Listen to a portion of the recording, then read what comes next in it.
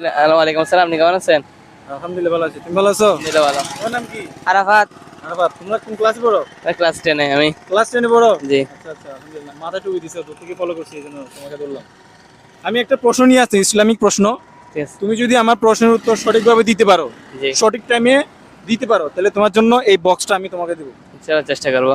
প্রশ্নটা হচ্ছে, আমি 1 থেকে 10 পর্যন্ত কোনো মানে 10 সেকেন্ড সময় তোমার জন্য।